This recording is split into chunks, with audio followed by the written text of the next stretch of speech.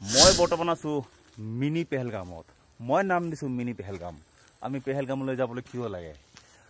তেজপুৰ বালিপাৰ হৈ কেইঘণ্টামান আহিলে এইখিনি ঠাই পায়। ওদালগুৰি ভৈৰৱকুণ্ড হৈ আহিলেও কেইঘণ্টামান আহিলে এই ঠাই পায় যেন মিনি পেহেলগাম। চাওক, পৰিৱেশটো চাওক। পেহেলগামত যেনেকুৱা ধৰণৰ দৃশ্য, এয়া কোনো গুণে কম নহয়। এয়া হ'ল আমাৰ চুবুৰীয়া ৰাজ্য অৰুণাচলৰ এটুকুৰা ঠাই চাংকি ভিলেজ। আৰু এইফালে চাংকি ভিলেজ যোৱা ৰাস্তা আছে। গোটেই এৰিয়াটোৱে এনেকুৱা ধৰণৰ সুউচ্চ পাহাৰ পাহাৰ পাহাৰ। এইফালে পাইন গছ, পাইন গছেৰে পাইন গছ। চাওক, কোনো গুণে কম নহয় এই ঠাই যেন মিনি পেহেলগাম। মই নাম দিছোঁ মিনি পেহেলগাম। আমি কিয় যাব লাগে পেহেলগাম? কিয় যাব লাগে আমি কাশ্মীৰ? কিয় যাব লাগে আমি হিমাচল প্ৰদেশ? চাওক, ওচৰতে আছে কিমান ধুনীয়া এক দৃশ্য। বাহ, নয়ন জুই পৰি যাব আপুনি চালে। চাওক, এখন খৰচোতা নদী, তলত এখন খৰচোতা নদী। এইবোৰ হোমষ্টে আছে। হোমষ্টেবিলাকত ইয়াত 1000ৰ পৰা আৰম্ভ কৰি আপুনি ওপৰলৈকে পাব হোমষ্টে। 3 ষ্টাৰলৈকে পাব হোমষ্টে, লজ, কটেজ, বিভিন্ন ধৰণৰ ইয়াত থকাৰ সুবিধা আছে। খুব কম খৰচত আপুনি নিজৰ লগ বন্ধুৰ সৈতে থাকিব পাৰিব, নিজৰ পৰিয়ালৰ সৈতে আহিব পাৰিব। এনেকুৱা পৰিৱেশ দেখিলে দিনটোৰ, বছৰটোৰ যিমান দুখ কষ্ট ভাগৰ বেদনা সকলো পাহৰি যাব আপুনি, হয়নে? চাওকচোন বাৰু, এইফালে চাওক। যিমান দূৰলৈ দেখিব সিমান দূৰলৈ ধুনীয়া ধুনীয়া ধুনীয়া পৰিৱেশ। আৰু এইফালে গ'লেতো ওপৰত ৰাস্তা ঘাটে ঘাটে আপেলৰ গছ আছে, আপেল লাগি আছে। আমি ভাবি আছিলোঁ আগতে আপেলবোৰ কাশ্মীৰৰ পৰা আহে, নহয়, এই ঠাইৰ পৰা আহে। চেৰগাঁও, মাণ্ডালা, দমখ, এইবোৰ ঠাইৰ পৰা আপেল, কিবি আমাৰ অসমলৈ যায়, অসমৰ বাহিৰলৈ যায়। চাওকচোন, এইবোৰ বিলাহী খেতি, তলত এইবোৰ বিলাহী খেতি। চাং দি দি এই বিলাহী খেতি কৰিছে। অকণমান পৰিৱেশটো মই আকৌ দেখুৱাইছোঁ পিছলৈ।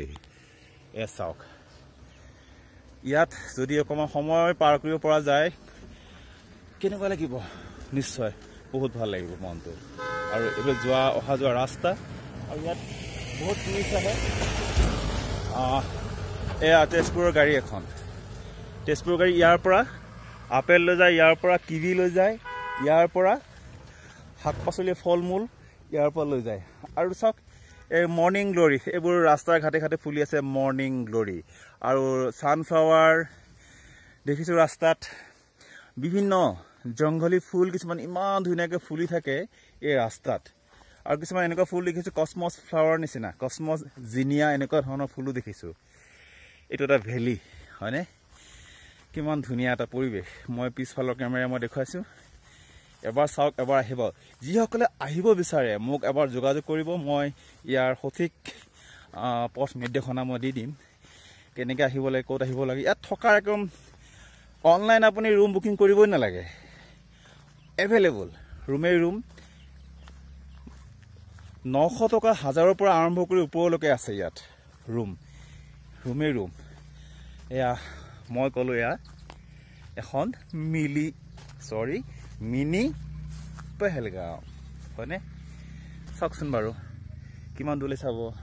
আৰু শাৰী শাৰী ভেড়া আছে, ভেড়াৰ পাল আছে, ইয়াক আছে, মেথুন, এইবোৰ ইয়াত জাকে জাকে দেখিবলৈ পোৱা যায়। এই পাহাৰৰ ওপৰত ঘৰবিলাক চাওক, চব হোমষ্টে, ঘৰত থাকিব। ইয়াৰ আতিথ্য খুবেই ভাল, ইমান ভাল আতিথ্য, খুবেই ভাল আতিথ্য।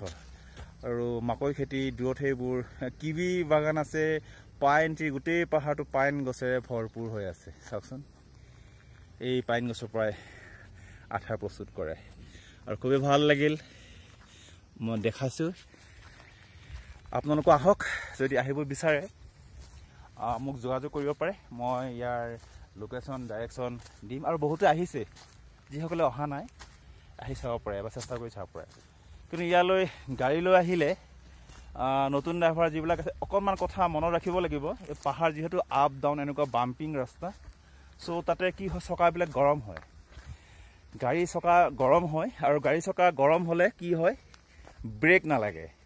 2বাৰ 3বাৰ বাম্পিং কৰি, মানে পাম্পিং কৰিব লাগিব, বাম্পিং ৰাস্তাটো, তো পাম্পিং কৰিব লাগিব। পাম্পিং কৰিলে ব্ৰেকডাল ধৰে। তো বহুতে ভয় খাই যায় যে ব্ৰেক কিয় ধৰা নাই, ব্ৰেক ফেইল হ'ল নেকি। সেইকাৰণে 1 ঘণ্টা 1.5 ঘণ্টা চলাই অকণমান ৰেষ্ট ল'ব লাগে। টায়াৰ যেতিয়া গৰম হৈ যায় তেতিয়া ব্ৰেকে কাম নকৰে। এইটো ৰাস্তাত তেনেকুৱা ধৰণৰ কথা। যিসকলে মাণ্ডলা পাহাৰৰ ওপৰৰ পৰা নামি আহে তেতিয়া একেই প্ৰব্লেম হয়।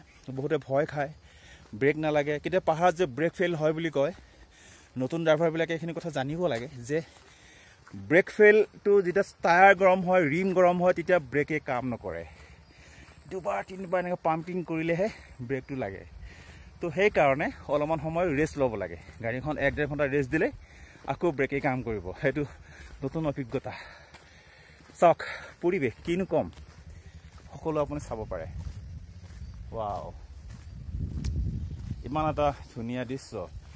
ইফালে আহিবলৈ হ'লে আপোনালোকে তেজপুৰ বালিপাৰা হৈ আহিব পাৰে, নতুবা যিসকলে দৰং ওদালগুৰি হৈ আহে, ওদালগুৰি মাজবাট হৈ চেৰগাঁও, মাণ্ডলা দমখ হৈ দিৰাং, এয়া দিৰাং হয়। এইটো দিৰাঙৰ পৰিৱেশ।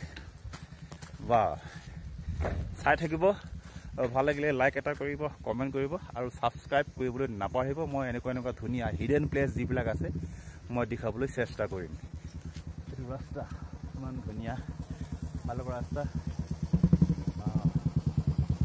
অ'কে ব্ৰাদাৰ, অ'কে ধুনীয়াকৈ চলি আছে। এইটো আচলৰ ৰাস্তা। Thank U.